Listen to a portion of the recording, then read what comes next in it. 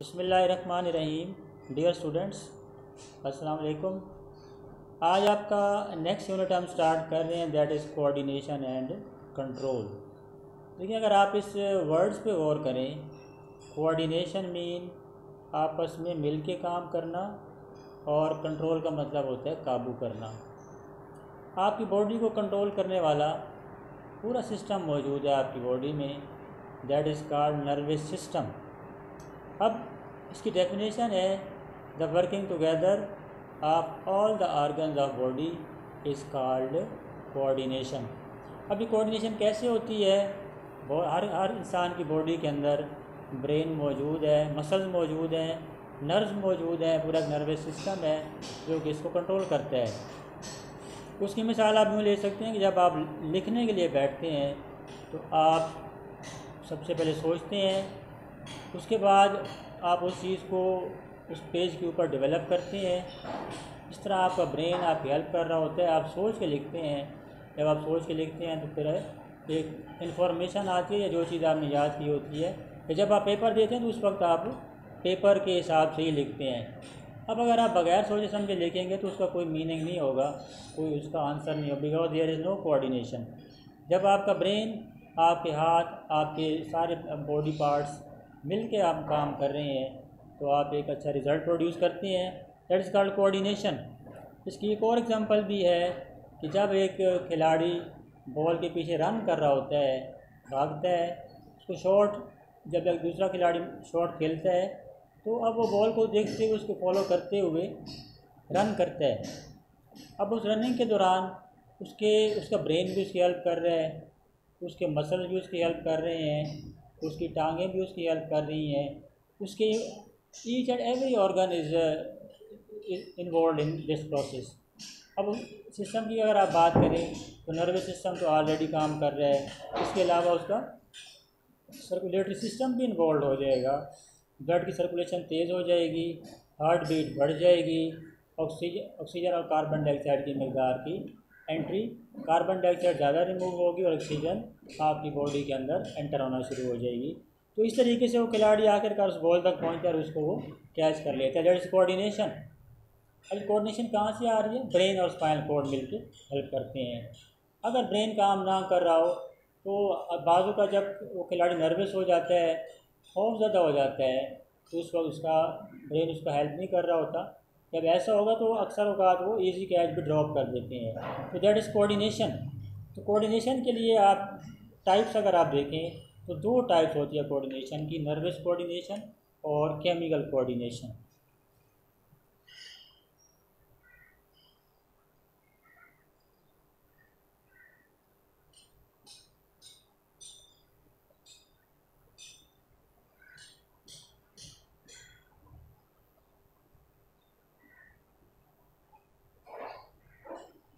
अब फिर सुन लें, अगर आप टाइप्स की बात करें तो दो टाइप हैं कोऑर्डिनेशन की।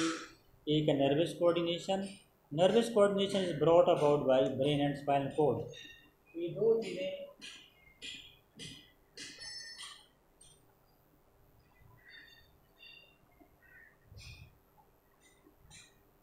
तो आपकी जो नर्वस कोऑर्डिनेशन है उसमें आपका ब्रेन हेल्प करता है। जबकि केमिकल कोऑर्डिनेशन में अगर आप देखें तो endocrine system,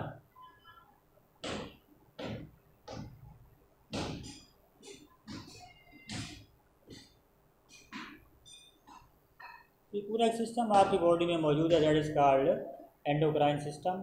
the function of endocrine system to secrete hormones.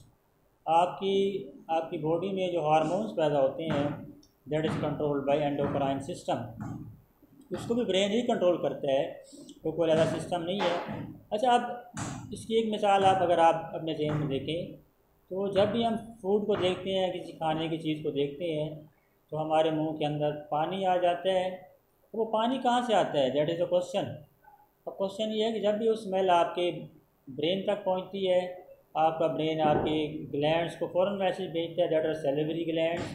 Salivary gland में से सलेवा निकलता है, जिससे आपका खाना आपका नरम हो जाता है और आप उसको आसानी से चबा भी सकते हैं और उसको निगल भी सकते हैं। तो ये दो तरह की कोऑर्डिनेशन है, एक नर्वस और दूसरा केमिकल कोऑर्डिनेशन। इस तरह जो आपके यूनिसेलुलर ऑर्गेनिज्म है जैसे कि छोटे जानदार अमीबा, पैरामीशियम वगैरह, उनमें भी केमिकल्स की वजह से कोऑर्डिनेशन होती है। एक और चीज़, एनिमल के अंदर जो कोऑर्डिनेशन, नर्वस कोऑर्डिनेशन होगी, वो नर्वस भी होती है, एंडोक्राइन भी होती है, जबकि प्लांट्स के अंदर केमिकल कोऑर्डिनेशन होती है, that is endocrine coordination only. तो किसी भी कोऑर्डिनेटेड एक्शन के 5 कंपोनेंट्स हैं। अगर क्वेश्चन आए right the components of coordinated action, तो 5 कौन से हैं? सबसे पहला स्टिमुलस है, उसके बाद रिसेप्टर है, रिसेप्टर के बाद कोऑर्डिनेटर है, कोऑर्डिनेटर के बाद इफेक्टर और उसके बाद तो रिस्पॉन्स। किसी भी कोऑर्डिनेटेड एक्शन के 5 आपके कंपोनेंट्स हैं, तो वो कौन से? नंबर 1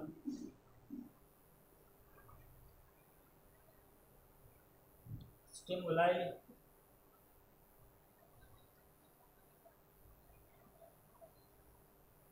रिसेप्टर्स,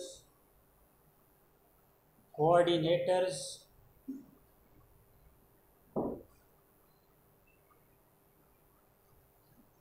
इफेक्टर्स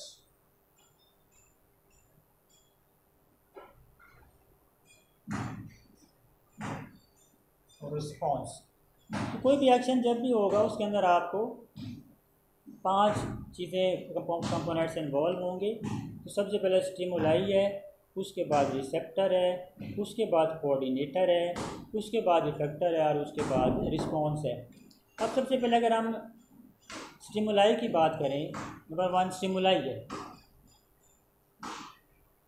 तो कोई भी change either in the environment और इन द इंटरनल बॉडी जो कि आपको प्रोवोक करती है, जो कि आपको परेशान करती है, दैट इज़ कॉल्ड स्टिमुलाई। उसकी मिसाल यूँ ले लें कि गर्मियों के अंदर जब हम धूप में जाते हैं, या वैसे मुल्तान में गर्मी बहुत ज़्यादा होती है, तो आप किसी कमरे में बगैर पंखे के बैठे हैं तो आप बहुत ज़्यादा हीट फील करते हैं।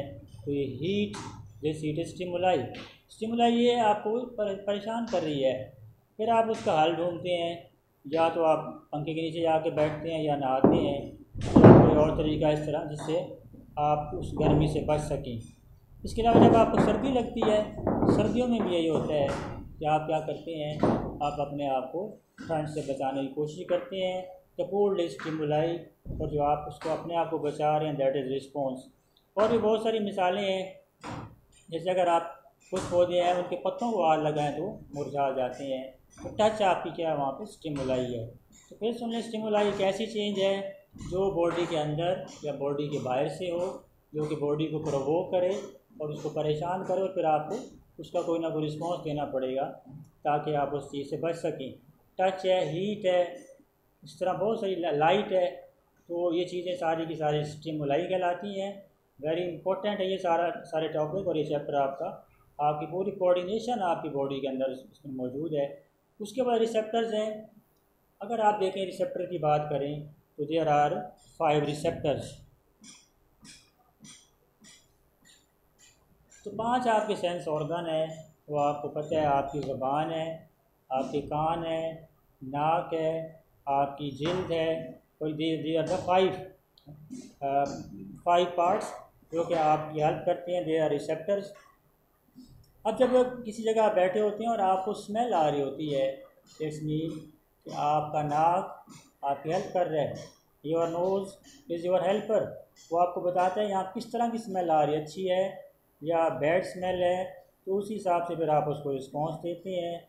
इसके अलावा लाइट, आप जो देखते हैं उसको आप आँखों से देखते हैं, तो आपकी आँख भी एक रिसेप्टर है। सुनते हैं तो आपके अपने कान यूज़ करते हैं, बोलते हैं तो ज़बान यूज़ करते हैं। तो ये 5 हिस्से हैं, इनको रिसेप्टर्स कहा जाता है। रिसेप्टर का काम क्या होता है? मैसेज को लेके आगे पहुंचाना ताकि वो ब्रेन तक पहुंचे, ब्रेन उसको इंटरप्रेट करे, और उसके बाद उस मैसेज को फिर हम उसका जो भी रिज़ल्ट है उसको निकाला जाता है। तो 5 आपकी हिस्से हैं जी। कौन कौन सी? दे आर, वो मैंने आपको बता दी है। इनका काम ये है कि बाहर से मैसेज को फाइंड करना, उसके बाद उसको ब्रेन तक भेजना या स्पाइनल कॉर्ड तक भेजना। उसके बाद आपका जो नेक्स्ट टॉपिक है, दे आर कोऑर्डिनेटर्स। कोऑर्डिनेटर की अगर आप बात करें तो brain and spinal cord are the coordinator.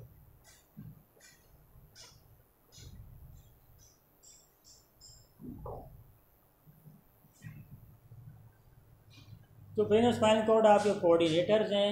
ये लगातार 24 घंटे हर वक्त आपकी हेल्प कर रहे हैं। अब रिसेप्टर से जो मैसेज आएगा सीधा ब्रेन के पास जाएगा और ब्रेन उसको इंटरप्रेट करेगा, उसके बाद उसके हिसाब से उसका आंसर आएगा। That is called nervous coordination. उसके बाद केमिकल कोऑर्डिनेशन की अगर आप बात करें तो उसमें एंडोक्राइन सिस्टम इन्वॉल्व है। उसमें बहुत सारे हार्मोन्स आपकी बॉडी के अंदर पैदा होते हैं, वो हार्मोन आपकी हेल्प करते हैं। उसमें पिट्यूटरी ग्लैंड अगर आप देखें तो पिट्यूटरी ग्लैंड एक ऐसा ग्लैंड है जो कि ग्रोथ हार्मोन कहलाता है। ग्रोथ हार्मोन से मीन कि अगर उसकी मकदार ज़्यादा पैदा हो या कम पैदा हो तो दैट विल बी इफेक्टेड। कोई लोगों का कद छोटा रह जाता है, इट्स मीन कि ड्यूरिंग ग्रोइंग एज उनका पिट्यूटरी ग्लैंड सही काम नहीं कर रहा। अगर ज़्यादा मकदार में पैदा होगा तो फिर बड़ा हाई और हैवी वेट किस्म का उस इंसान का कद होता है, बड़े बड़े हाथ होते हैं, जबड़े होते हैं। तो ये भी एक बीमारी ही कह सकते हैं। उसके अलावा इफेक्टर्स है। इफेक्टर में अगर आप देखें तो मसल एंड ग्लैंड्स आते हैं। मसल्स का काम क्या है? मसल्स का काम है आपकी हेल्प करना। देखिए जब मैसेज आपके ब्रेन के पास जाएगा, ब्रेन मैसेज भेजेगा आपके मसल्स को, मसल्स आपको फिर बचाएंगे।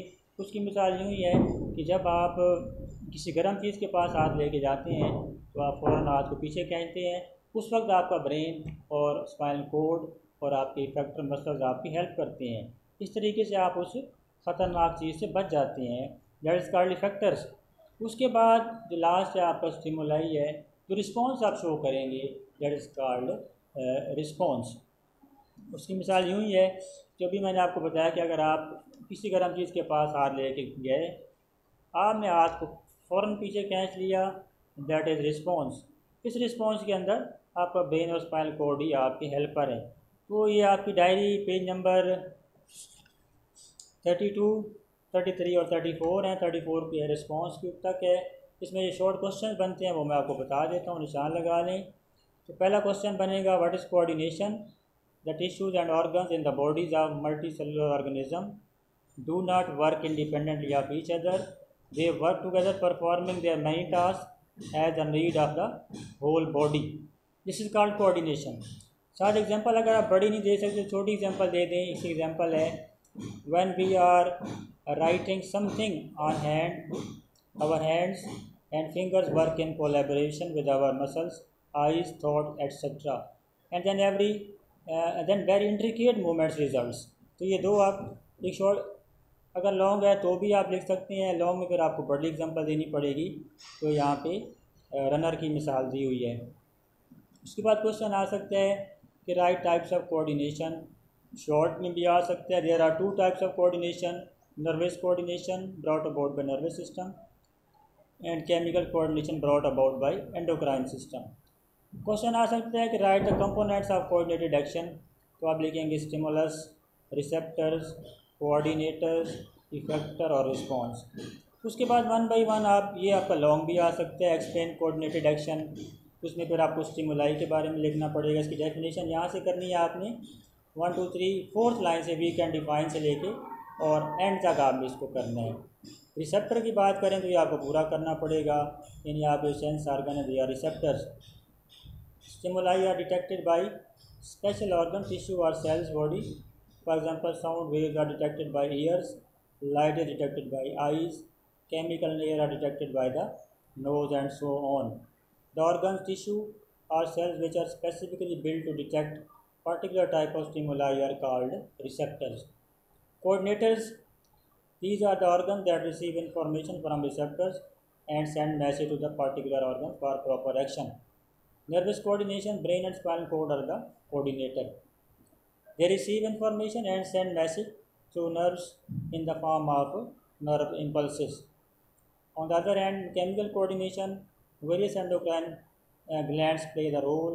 They receive information in the form of various chemicals and send message by secreting particular hormones in the blood. Effectors are these are the parts of the body which receive message from the coordinator and produce particular response. In nervous coordination, neurons carry message from coordinators to muscles and glands which act as effector. In chemical coordination, particular hormone carry message from coordinators to particular target tissue which act as effector for some hormones. Nephron act as effector, similarly bones and liver act as effector for many hormones.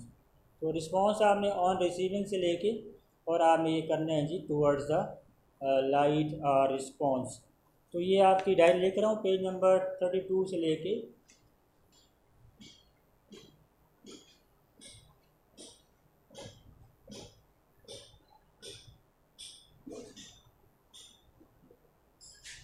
34 के ऊपर कुछ लाइनें हैं, 2-3 जो कि आपने करनी है। इसके नीचे एक डायग्राम बनी हुई है, आपने उसकी आरती करनी है।